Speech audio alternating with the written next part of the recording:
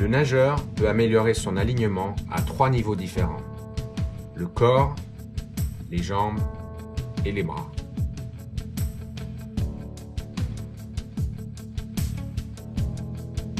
Le placement du corps dans l'eau est primordial. Si le nageur occupe beaucoup de place sur le plan vertical, cela génère du freinage. Dans l'idéal, le corps du nageur doit longer la surface de l'eau.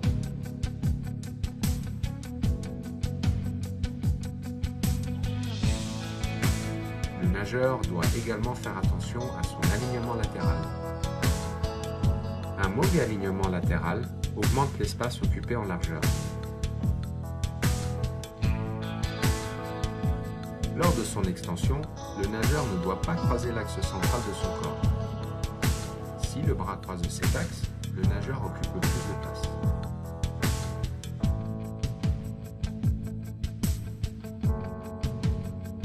Le roulis du corps affecte également l'alignement latéral.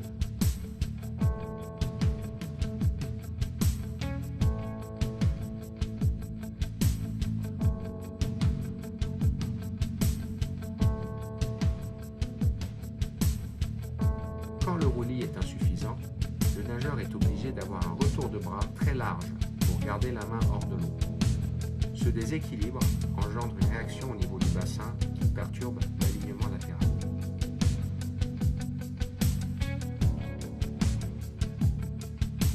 Les muscles du tronc interviennent au niveau de l'alignement. Une bonne préparation physique permet de renforcer les muscles et de stabiliser le corps. La place occupée par le battement ne doit pas gêner la progression dans l'eau. Un battement trop profond perturbe l'alignement vertical en plus d'être source de fatigue. Le battement peut également perturber l'alignement latéral.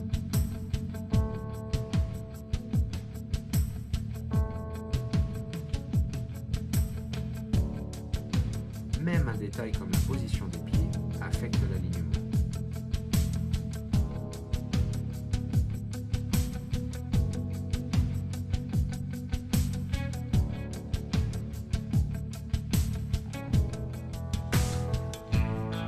C'est lors de la rentrée que le nageur doit être le plus attentif à l'alignement de ses bras.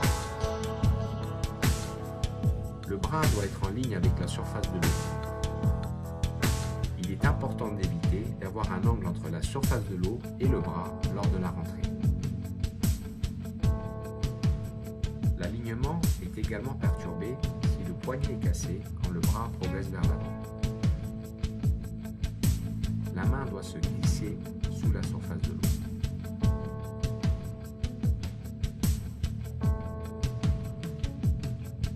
La rentrée doit également être en ligne avec l'axe de déplacement. Quand la rentrée se fait à l'extérieur de la largeur des épaules, une résistance est créée.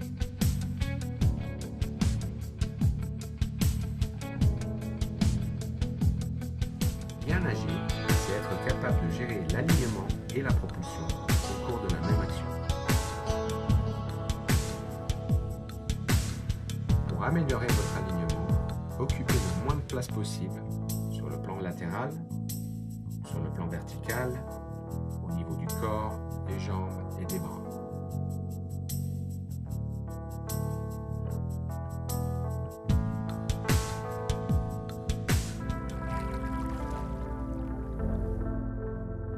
Une bonne technique de nage est le résultat de 2 facteurs. D'une part, un bon alignement et d'autre part, une propulsion efficace. Pour se projeter vers l'avant, le nageur oriente ses appuis vers l'arrière. L'erreur la plus fréquente est de mal orienter les appuis, soit vers le fond ou vers la surface.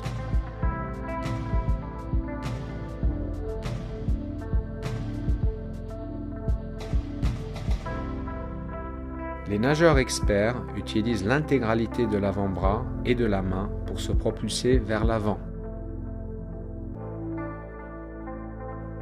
Il est important que l'avant-bras soit 90 degrés par rapport au fond de la piscine.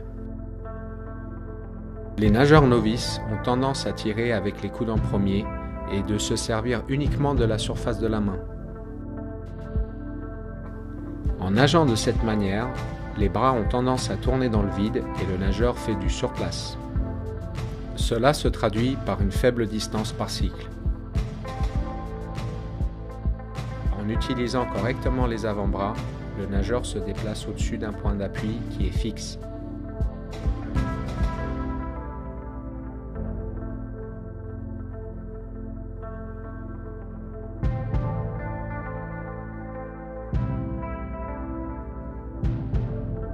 Si la trajectoire de la main s'éloigne trop de l'axe central, il y a une perte de force. Il est important que la main suive une trajectoire rectiligne qui se trouve sous l'axe de l'épaule. Si l'avant-bras reste bien placé, le coude se décale inévitablement vers l'extérieur.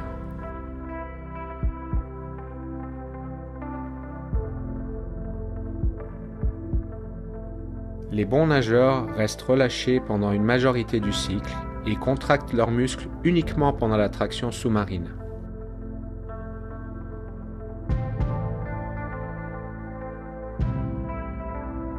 Les masses d'eau sont pulsées vers l'arrière et nous pouvons identifier deux phases de propulsion.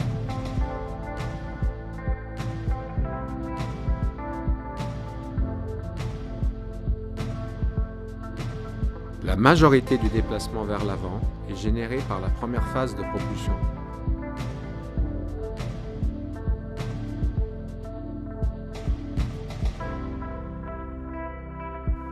Puisque l'eau est un milieu très dense, il est primordial d'avoir une propulsion continue en évitant les temps d'arrêt entre les phases propulsives.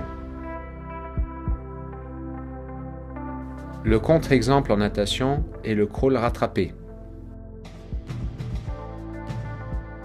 Le coût énergétique utilisé pour relancer la vitesse après chaque temps d'arrêt peut rendre ce style inefficace.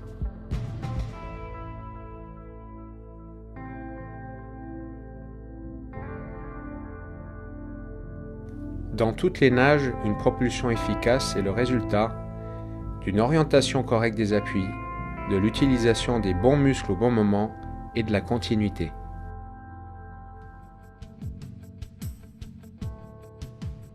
Bien respirer est indispensable dans toutes les activités sportives. Elle permet d'optimiser le rendement mental et musculaire pendant l'effort. Une bonne respiration diminue le stress, rythme la nage, repousse la fatigue et améliore l'amplitude de nage. Il est plus facile d'avoir un rythme de bras constant si la respiration est régulière.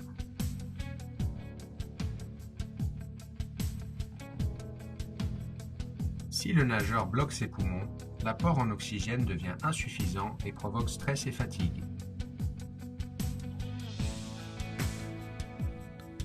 Quand l'apport en oxygène est insuffisant, la fatigue au niveau des muscles se fait ressentir davantage. La crispation des muscles fait diminuer la distance par cycle de bras.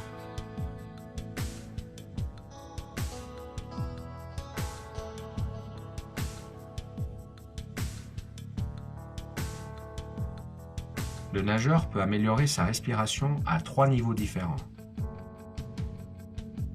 Le timing respiratoire, la rotation de la tête et le choix du rythme.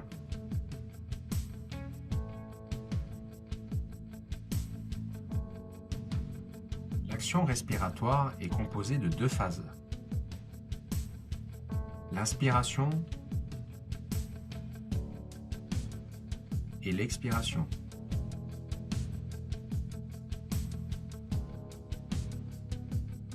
La respiration doit se faire sans interruption.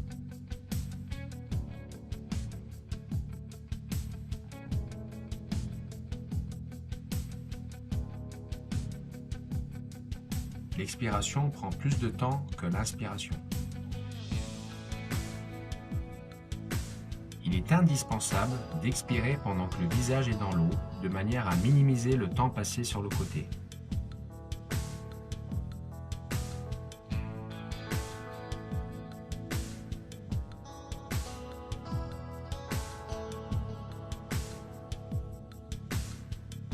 Inspirer à la surface et expirer sous l'eau peut souvent devenir un mouvement confus lors de l'effort physique.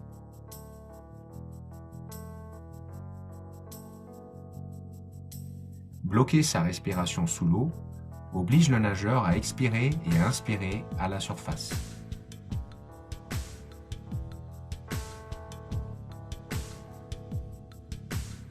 Le timing respiratoire doit être en harmonie avec la nage.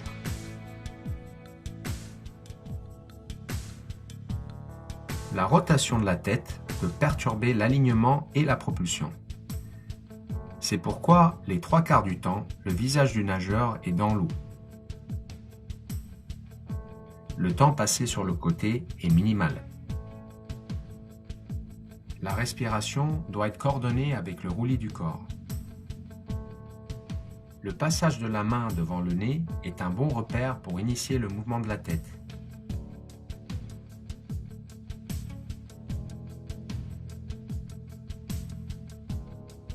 Si le nageur tourne la tête trop tôt, il sera obligé de relever la tête pour sortir la bouche de l'eau.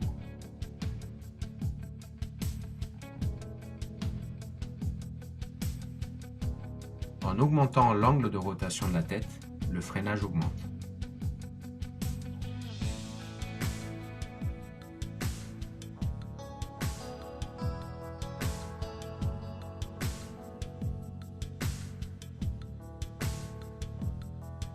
Avec un bon timing, il est possible de respirer dans le creux de la vague et de réduire l'angle de rotation de la tête.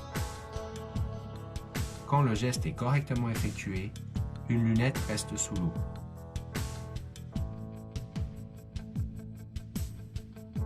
La prise d'appui est un bon repère pour le retour de la tête dans l'eau. La tête doit être dans l'axe au moment où la propulsion commence.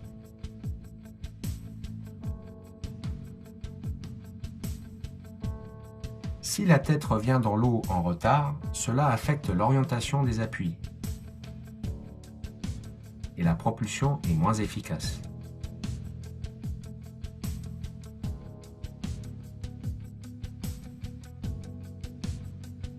Le mouvement global de la tête est fluide et continu.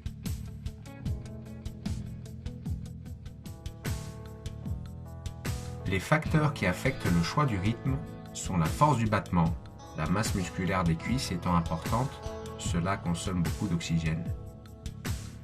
Le tempo des bras, plus ce dernier est bas, plus le nageur est obligé de respirer fréquemment pour avoir un apport en oxygène correct.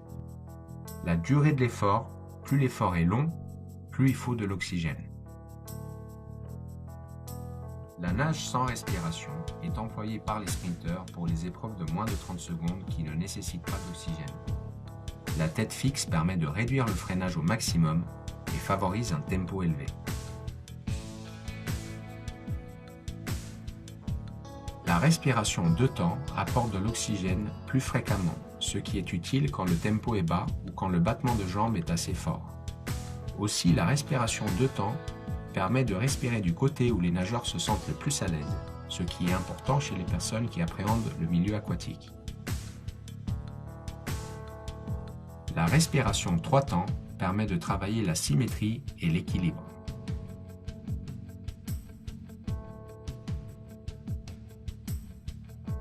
La respiration 4 temps est principalement employée par les sprinteurs ayant un tempo élevé. Si le tempo est trop bas, le 4 temps est inadapté car l'apport en oxygène devient trop faible.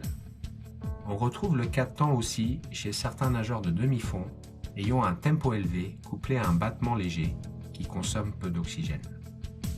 Puisque la respiration affecte l'alignement et la propulsion, il est important qu'elle soit bien gérée.